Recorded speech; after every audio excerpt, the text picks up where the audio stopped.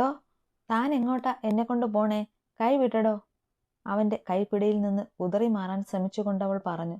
എന്നാൽ അവളെ കേൾക്കാതെ അവളുടെ കയ്യിൽ കൂടുതൽ ശക്തിയിൽ മുറുകെ പിടിച്ചുകൊണ്ട് മുന്നോട്ട് നടക്കുകയാണ് അവൻ. മുറിയിലേക്ക് കൊണ്ടുവന്ന അവളെ ഊക്കോടെ അവൻ ബെഡിലേക്ക് തള്ളി. തള്ളിന്റെ ശക്തിയിൽ അവൾ ബെഡിലേക്ക് കമഴ്ന്നു വീണു. ഒരു ഞെട്ടലോടെ വേഗം അവൾ ബെഡിൽ നിന്ന് ചാടി എണീറ്റിരുന്നു. ഭയം കൊണ്ട് അവളുടെ കണ്ണുകൾ നിറയുന്നുണ്ടായിരുന്നു. അവൻ മുറുക്കി പിടിച്ചിരുന്ന കൈത്തണ്ടയിൽ അവളൊന്ന് തൊട്ടു നോക്കി. അവിടെ നന്നായി വേദനിക്കുന്നുണ്ട്. ഉരുക്കു പോലുള്ള അവന്റെ കയ്യിലെ 5 വിരലും പതിഞ്ഞിട്ടുമുണ്ട്. അവൾ തലയുയർത്തി അവനെ ഒന്ന് നോക്കി. തനിക്ക് പരിചയമില്ലാത്ത മുഖം. ഇതിനു മുന്നേ കണ്ടിട്ടേയില്ല. എന്തിനായിരിക്കും ഇയാൾ തന്നെ ഇങ്ങോട്ട് കൊണ്ടുവന്നത്? ആരാണ് ഇയാൾ? അവളുടെ മനസ്സ് അവളോട് തന്നെ ചോദിച്ചുകൊണ്ടിരുന്നു. തന്നെ തന്നെ നോക്കി എന്തോ ആലോചിച്ചിരിക്കുന്ന അവളെ അവനൊന്ന് നോക്കി. എന്നിട്ട് അവളുടെ മുഖത്തിന് നേരെ കുനിഞ്ഞു നിന്നുകൊണ്ട് കൈവിരൽ അവളുടെ മുഖത്തിനടുത്ത് കൊണ്ടുവന്ന് ഒന്ന് ഞൊടിച്ചു. അവന്റെ പ്രവൃത്തിയിൽ അവളൊന്ന് ഞെട്ടി. അപ്പോഴാണ് അവൾ ബോധമണ്ഡലത്തിലേക്ക് വന്നത്. എന്താടി നോക്കിയിരിക്കുന്നത്? ബോധിച്ചോ നിനക്കെന്നെ? പുച്ഛം നിറഞ്ഞ ചിരിയോടെ അവൻ അവളോട് ചോദിച്ചു. അവൾ തലയുയർത്തി അവനെ ഒന്ന് നോക്കി. മുഖം ദേഷ്യം കൊണ്ട് വലിഞ്ഞു മുറുകിയിരുന്നു. കണ്ണുകൾ തീ പോലെ ജ്വലിക്കുന്നുണ്ട്. പകയെരിയുന്ന നോട്ടം. മുഖത്തും കൈകളിലും ഞരമ്പുകൾ പിടച്ചു പൊന്തി നിൽക്കുന്നു. അവന്റെ രൂപത്തിലും ഭാവത്തിലും അവൾക്ക് വല്ലാത്ത ഭയം തോന്നി. എന്തിനാണ് ഇയാൾക്ക് തന്നോട് ഇത്ര ദേഷ്യം? എന്തിനാവും തന്നെ ഇങ്ങോട്ട് കൊണ്ടുവന്നത്? അങ്ങനെ ഒരുപാട് ചോദ്യങ്ങൾ അവളുടെ മനസ്സ് ഉരുവിട്ടുകൊണ്ടിരുന്നു. എന്തോ ബോധം വന്നതുപോലെ അവൾ ബെഡിൽ നിന്ന് ചാടി എണീറ്റു. അവന്റെ മുഖത്തേക്ക് നോക്കാൻ ഭയം തോന്നിയെങ്കിലും അത് വകവയ്ക്കാതെ അവൾ അവനോട് ചോദിച്ചു. ആരാ നിങ്ങൾ? എന്തിനാ എന്നെ ഇങ്ങോട്ട് കൊണ്ടുവന്നത്? എനിക്ക് പോണം. പറഞ്ഞുകൊണ്ട് അവൾ മുറിയുടെ വാതിൽ ലക്ഷ്യമാക്കി നടക്കാൻ തുടങ്ങി. ഡോറിന് മുന്നിൽ എത്തുന്നതിന് മുന്നേ അവളുടെ കയ്യിൽ അവന്റെ പിടി വീണിരുന്നു. ഒരു വലിയിൽ അവളെ അവന്റെ മുന്നിലായി നിർത്തി. അവൾക്ക് ചിന്തിക്കാൻ കഴിയും മുന്നേ അവന്റെ കൈ അവളുടെ കവിളിൽ പതിഞ്ഞിരുന്നു. അടിയുടെ ആഘാതത്തിൽ അവൾ പിറകിലേക്ക് വേച്ചു നിന്നു. എവിടേക്കാടി നീ ഓടുന്നത്? ഈ ദത്തൻ ദേവിന്റെ കൈക്കുള്ളിൽ നിന്ന് രക്ഷപ്പെട്ടു പോകാൻ നിനക്കിനി കഴിയില്ല. എന്റെ കാൽച്ചുവട്ടില്ല ഇനിയുള്ള നിന്റെ ജീവിതം.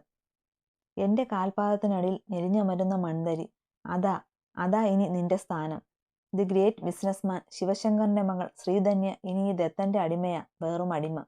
എല്ലാം കേട്ടൊന്ന് പ്രതികരിക്കാൻ പോലും കഴിയാതെ അവൾ നിലത്ത് അതേ കിടപ്പ് തുടർന്നു. കണ്ണുകൾ നിർത്താതെ പെയ്യുന്നുണ്ട്. കവളാകെ നീറി പുകയുന്നുണ്ട്. അതിൽ നീറുന്നുണ്ട് അവളുടെ മനസ്സ്, ആ കുഞ്ഞു ഹൃദയം. തന്നെ ഇങ്ങോട്ട് കൊണ്ടുവന്നത് എന്തിനെന്നോ, തനിക്ക് മുന്നിൽ നിൽക്കുന്ന മനുഷ്യൻ ആരെന്നോ, അയാൾക്ക് തന്നോട് ഇത്ര പക എന്തിനെന്നോ അവൾക്ക് അറിയുന്നുണ്ടായിരുന്നില്ല. കണ്ണിൽ നിന്ന് ഒഴുകുന്ന കണ്ണുനീർ തുള്ളികൾ അവളുടെ കവിൾത്തടത്തെ നനയിച്ചു പെയ്തിറങ്ങി. വാശിയോടെ കണ്ണുനീർ തുടച്ചു മാറ്റി അവൾ നിലത്തുനിന്ന് എഴുന്നേറ്റു. തന്റെ മുന്നിൽ പകയോടെ നിൽക്കുന്ന ദത്തന്റെ മുന്നിലേക്ക് അവൾ വന്നു നിന്നു. നിങ്ങൾക്ക് എന്താ വേണ്ടത്? എന്തിനാ എന്നെ ഇങ്ങോട്ട് കൊണ്ടുവന്നത്? ഞാൻ എന്ത് തെറ്റാ നിങ്ങളോട് ചെയ്തത്? അവളുടെ ശബ്ദം ഇടർന്നുണ്ടായിരുന്നു. അവന്റെ മുഖത്തേക്ക് നോക്കാൻ അവൾക്ക് വല്ലാത്ത ഭയം തോന്നുന്നുണ്ട്. എന്നിട്ടും പിന്മാറാതെ തന്റെ സംശയങ്ങൾ അവനോട് അവൾ ചോദിച്ചു. താൻ ചോദിച്ച ചോദ്യങ്ങൾക്ക് ഒരു പൊട്ടിച്ചിരിയായിരുന്നു ശ്രീധന്യയ്ക്ക് ദത്തന്റെ പക്കൽ നിന്ന് കിട്ടിയ മറുപടി. അവൾ അവനെ തന്നെ മിഴിച്ചു നോക്കി. ഭാവവ്യത്യാസം ഏതുമില്ലാതെ അതേ ചിരിച്ച മുഖത്തോടെ ദത്തൻ അവളുടെ റൂം ലക്ഷ്യം വെച്ച് മുന്നോട്ട് നടന്നു. അവൻ അടുത്തേക്ക് വരുന്നതിനനുസരിച്ച് അവൾ പിറകിലേക്ക് ചുവട് വെച്ചുകൊണ്ടിരുന്നു. പിറകിലേക്ക് നടന്ന ശ്രീധന്യ ഒടുവിൽ ചുവടിൽ തട്ടി നിന്നു. ഇനി എന്ത് ചെയ്യും എന്നറിയാതെ അവൾ പകച്ചു നിന്നു. അപ്പോഴേക്കും ദത്തൻ അവളുടെ തൊട്ടടുത്തെത്തിയിരുന്നു. അവൾ പേടിച്ച് മുന്നോട്ട് നോക്കിയതും തന്റെ തൊട്ടുമുന്നിൽ നിൽക്കുന്ന ദത്തന്റെ മുഖം കണ്ട് അവളൊന്ന് ഞെട്ടി. അവളുടെ ശരീരം പേടിയാൽ വിയർക്കാൻ തുടങ്ങി. കൈകാലുകൾ ശക്തമായി വിറയ്ക്കാൻ തുടങ്ങി. തനിക്ക് മുന്നിൽ നിൽക്കുന്നവൻ എങ്ങനെയുള്ളവനാണെന്നോ അവൻ എന്തിനു തന്നെ ഇവിടേക്ക് കൊണ്ടുവന്നെന്നോ അവൾക്ക് അറിയില്ല. അതുകൊണ്ട് തന്നെ അകാരണമായ ഭയം അവളിൽ ഉരുണ്ടുകൂടാൻ തുടങ്ങി. എന്നാൽ ഈ സമയം അത്രയും ശ്രീധന്യയുടെ മുഖത്ത് വിരിയുന്ന പതർച്ചയും ഭയവും ആസ്വദിക്കുകയായിരുന്നു ദത്തൻ. അവളുടെ കണ്ണിലെ ഭയം തന്റെ മനസ്സിലെ തീ ആളിക്കത്തിക്കുന്നത് അവൻ അറിയുന്നുണ്ടായിരുന്നു. ദത്തൻ തന്റെ വലത് കൈ ഉയർത്തി ശ്രീധന്യയുടെ ഇടതുഭാഗത്തെ ചുവരിൽ അവളുടെ തോളോട് ചേർത്ത് കുത്തി നിർത്തി. ധന്യ വല്ലാതെ വിയർക്കുന്നുണ്ടായിരുന്നു. ഇനി അവൻ എന്തു ചെയ്യാൻ പോവുകയാണെന്ന് അറിയാതെ അവൾ ഉരുകാൻ തുടങ്ങി. ദത്തൻ പതിയെ അവളിലേക്ക് ചാഞ്ഞു. അവളുടെ ശരീരത്തിൽ അമരാതെ അവന്റെ മുഖം അവളുടെ കഴുത്തിടുക്കിലേക്ക് ചേർത്ത് വെച്ചു. പ്രതീക്ഷിക്കാതെയുള്ള ദത്തന്റെ നീക്കത്തിൽ ധന്യ ഏങ്ങിക്കൊണ്ട് പെരുവിരൽ നിലത്ത് കുത്തി ഉയർന്നു പൊങ്ങി. അവനെ തള്ളി മാറ്റാൻ മനസ്സ് അലമുറയിടുന്നുണ്ട്. പക്ഷേ കൈ പൊങ്ങുന്നില്ല. ഒന്ന് നിലവിളിക്കാൻ, അലറിക്കരയാൻ തോന്നുന്നുണ്ട്. പക്ഷേ നാവ് ചലിക്കുന്നില്ല. ശ്രീധന്യയ്ക്ക് എന്ത് ചെയ്യണമെന്നറിയാതെയായി. അവളുടെ കണ്ണുകൾ നിറഞ്ഞു തുളുമ്പി. കണ്ണുനീർ കവിൾത്തടത്തെ നനയിച്ചുകൊണ്ട് ഒഴുകിയിറങ്ങി. അവളുടെ പിടച്ചിലുകൾ ദത്തൻ അറിയുന്നുണ്ടായിരുന്നു. അവൻ പതിയെ അവന്റെ മുഖം അവളുടെ കഴുത്തിൽ നിന്ന് അടർത്തി മാറ്റി ചെവിയോട് ചേർത്തു. ഒന്നും അറിയാൻ സമയമായിട്ടില്ല ശ്രീധന്യ. നീ എല്ലാം നിന്നെ അറിയിക്കും ഞാൻ. നിന്റെ തന്ത ചെയ്തു കൂട്ടിയ എല്ലാ ചെറ്റത്തരങ്ങൾക്കും നിന്നിലൂടെ കണക്ക് ചോദിച്ചിരിക്കും ഈ ദത്തൻ ദേവ്. പതിഞ്ഞ സ്വരത്തിൽ ഇത്രയും പറഞ്ഞുകൊണ്ട് ദത്തൻ അവളിൽ നിന്ന് അടർന്നു മാറി തിരിഞ്ഞു നടന്നു. ഡോറിനടുത്തെത്തി ദത്തൻ ധന്യയെ ഒന്ന് തിരിഞ്ഞു നോക്കി. അവൻ പറഞ്ഞതിന്റെ ഒന്നും അർത്ഥം മനസ്സിലാക്കാതെ കണ്ണുമിഴിച്ച് അന്തിച്ചു നിൽക്കുകയാണ് അവൾ. അവളുടെ നോട്ടം കണ്ട് അവൻ പറഞ്ഞു, ഇവിടെ നിന്ന് രക്ഷപ്പെട്ടു പോകാം എന്നുമല്ല വ്യാമോഹവും മനസ്സിലുണ്ടെങ്കിൽ അത് നീ മറന്നു കളയുന്നതാവും നിനക്ക് നല്ലത്. വെറുതെ എൻ്റെ കൈക്ക് പണിയുണ്ടാക്കരുത്. വീടിന് പുറത്ത് നിനക്ക് കാവലായി എൻ്റെ ആളുകളുണ്ട്. സോ അടങ്ങി ഒതുങ്ങി ഇവിടെ നിന്നാൽ നിനക്ക് കൊള്ളാം. ദത്തൻ ദേവ് ഒരു കാര്യം 2 തവണ പറയാറില്ല. അതെനിക്ക് ഇഷ്ടവുമല്ല. ഇത്രയും പറഞ്ഞ് അവളെ ഒന്ന് നോക്കി അവൻ പുറത്തേക്കിറങ്ങി ഡോർ പൂട്ടി ചാവിയിട്ടിരുന്ന പാൻസിന്റെ പോക്കറ്റിലിട്ടു. ശേഷം സ്റ്റെയർ ഇറങ്ങി താഴേക്ക് പോയി.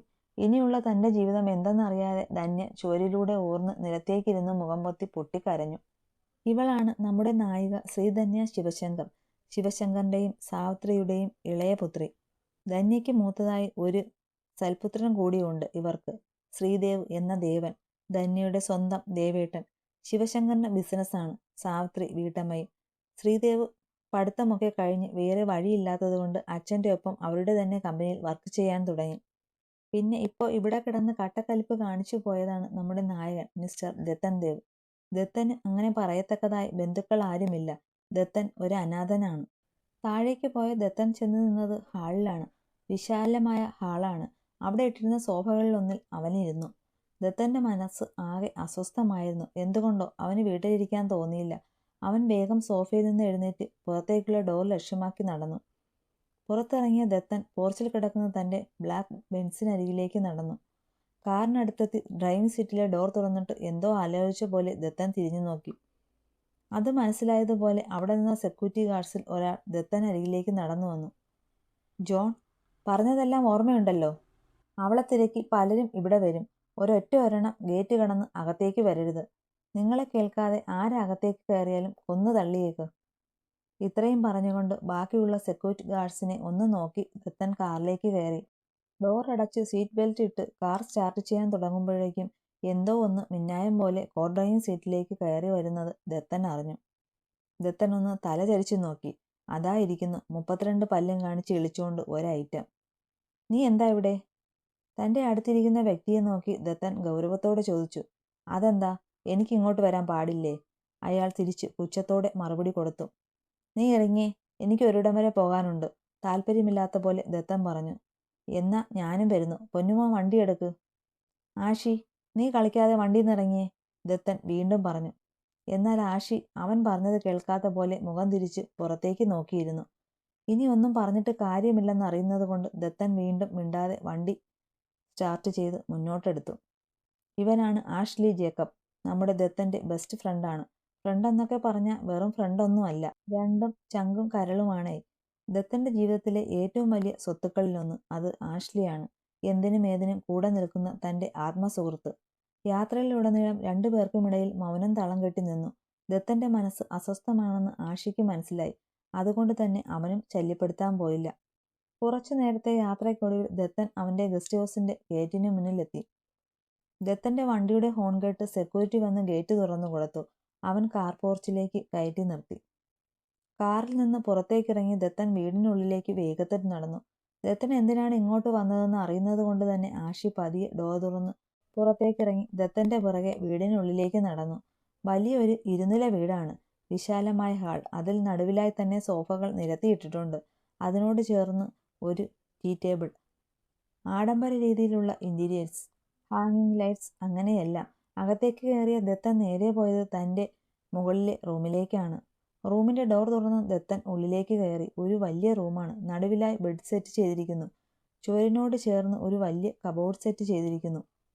അതിൽ നിറയെ ബുക്സ് അടുക്കി വെച്ചിട്ടുണ്ട്. അതിനോട് ചേർന്ന് റൂമിനുള്ളിൽ തന്നെ ഒരു മിനി ബാർ സെറ്റ് ചെയ്തിട്ടുണ്ട്. ദത്തൻ നേരെ ചെന്ന് അതിൽ നിന്ന് ഒരു ബോട്ടിൽ കയ്യിലെടുത്ത് ബാൽക്കണി ലക്ഷ്യം വെച്ച് നടന്നു. ദത്തന് പിറകെയായി ആഷിയും ഉണ്ടായിരുന്നു. ബാൽക്കണി ഡോർ തുറന്ന് പുറത്തിറങ്ങി ദത്തൻ അവിടെ ഉണ്ടായിരുന്ന സിങ് ചെയറിലേക്ക് ഇരുന്നു കൊണ്ട് ബോട്ടിലിന്റെ ക്യാപ്പ് പൊട്ടിച്ച് അതേപടി അവൻ വായിലേക്ക് കമഴ്ത്തി. ഇത് കണ്ടുകൊണ്ടാണ് ആഷ്ലി അങ്ങോട്ട് വന്നത്. ദത്ത, നീ എന്തായി കാണിക്കുന്നത്? ദത്തന്റെ കയ്യിലുള്ള ബോട്ടിൽ ബലമായി പിടിച്ചു വാങ്ങിക്കൊണ്ട് ആഷ്ലി അവനോട് ചോദിച്ചു. ആഷ്ലി, നീ ആ ബോട്ടിൽ ഇങ്ങ് താ, ദത്തൻ ഇഷ്ടക്കേടോടെ പറഞ്ഞു. അത് മൈൻഡ് ചെയ്യാതെ ആഷ്ലി ആ ബോട്ട് അവിടെയുള്ള ടീ ടേബിളിലേക്ക് വച്ചിട്ട് ദത്തന്റെ അടുത്ത സിങ് ചെയറിലേക്ക് ഇരുന്നു. എന്താടാ ഇതൊക്കെ? ഇതിനു വേണ്ടിയാണോ നീ അവിടുന്ന് കുറ്റിയും പറിച്ച് ഇങ്ങോട്ട് കെട്ടിയെടുത്തത്? ആഷ്ലി കുറച്ച് ദേഷ്യത്തോടെ ദത്തനോട് ചോദിച്ചു. മൗനമായിരുന്നു അതിന് ദത്തന്റെ മറുപടി. അവളുടെ തന്ത വന്നിരുന്നോ പുന്നാരമോളെ കൊണ്ടുപോകാൻ? ആഷ്ലി അല്പം ഗൗരവത്തോടെ തന്നെ ചോദിച്ചു. ഇല്ല, നീ സൂക്ഷിക്കണം ദത്ത, അയാൾ എന്ത് നാറിയ കളിയും കളിക്കും അവളെ കൊണ്ടുപോകാൻ. ഏതായാലും അവൻ പോലീസ് കംപ്ലൈന്റ് കൊടുക്കില്ല, അതിനുള്ളതൊക്കെ നീ ചെയ്തു വെച്ചിട്ടില്ലേ? ദത്തനൊന്ന് മൂളുക മാത്രം ചെയ്തു. എന്തു പറ്റി ദത്ത നിനക്ക്? നീ എന്താ ഇങ്ങനെ ഡെസ്പായിരിക്കുന്നത്? വീണ്ടും മൗനമായിരുന്നു ദത്തന്റെ മറുപടി. താൻ പറയുന്നത് ശ്രദ്ധിക്കാതെ എങ്ങോ നോക്കിയിരിക്കുന്ന ദത്തനെ കണ്ട് ആഷിക്ക് ചൊറിഞ്ഞു കയറാൻ തുടങ്ങി. ഡാ പുല്ലേ, ഞാൻ നിന്നോടായി ചോദിക്കുന്നത്. നിന്റെ വായിലെന്താ പൂച്ച പെറ്റി കിടക്കുകയാണോ?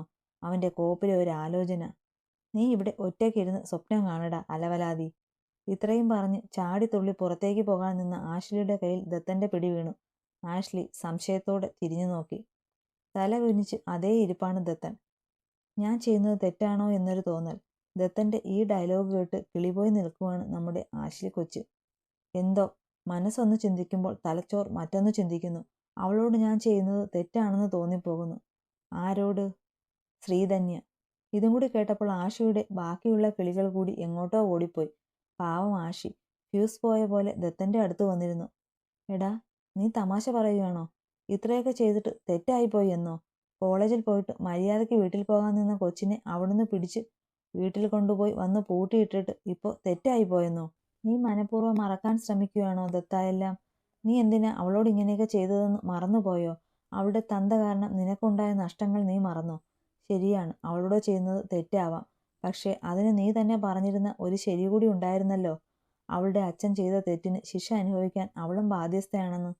അതെന്താ നീ മറന്നുപോയത്? ശരിയാണ്, താൻ എന്തുകൊണ്ട് എല്ലാം ഒരു നിമിഷത്തേക്ക് മറന്നുപോയി? ദത്തന്റെ മനസ്സ് അവനോട് തന്നെ ചോദിച്ചു. അവന് സ്വയം പുച്ഛം തോന്നി. ആഷ്ലി ഇതൊക്കെ ശ്രദ്ധിക്കുന്നുണ്ടായിരുന്നു. ഒന്നോർത്തോ ദത്ത നീ? അവളിപ്പോൾ നിന്റെ കാൽക്കീഴിലാണുള്ളത്. ഇത് നിന്റെ വിജയത്തിലേക്കുള്ള ആദ്യ ചവിട്ടുപടിയാണ്. ശിവശങ്കറിനെ തോൽപ്പിക്കണമെങ്കിൽ അവന്റെ എല്ലാമായ മകൾ നിന്റെ കാൽച്ചുവട്ടിൽ ഉണ്ടാവണം. നീ ആലോചിക്ക്. ആഷ്ലിയുടെ ഓർമ്മപ്പെടുത്തലുകൾ ദത്തന്റെ ഉള്ളിൽ ഒരു ഭൂകമ്പം തന്നെ സൃഷ്ടിച്ചു. അതിന്റെ ഫലമെന്നോണം അവന്റെ കണ്ണിൽ ചുവപ്പ് രാശി പടർന്നു. ഞരമ്പുകൾ പിടച്ചു പൊന്തി. ശിവശങ്കറിനോടും അയാളുടെ കുടുംബത്തോടും ദത്തന് അടങ്ങാത്ത പക തോന്നി. എന്തോ ഓർത്ത പോലെ ദത്തൻ ബാൽക്കണിയിൽ നിന്ന് റൂമിലേക്ക് കയറി. എന്നിട്ട് കാറ്റിന്റെ വേഗത്തിൽ റൂം വിട്ട് പുറത്തേക്ക് പോയി. പിറകെ ആശയും. ഇതൊന്നും അറിയാതെ ഒരു പാവം പെണ്ണ് ആ മുറിക്കുള്ളിൽ ഇരുട്ടിനെ കൂട്ടുപിടിച്ച് തേങ്ങി കരയുന്നുണ്ടായിരുന്നു.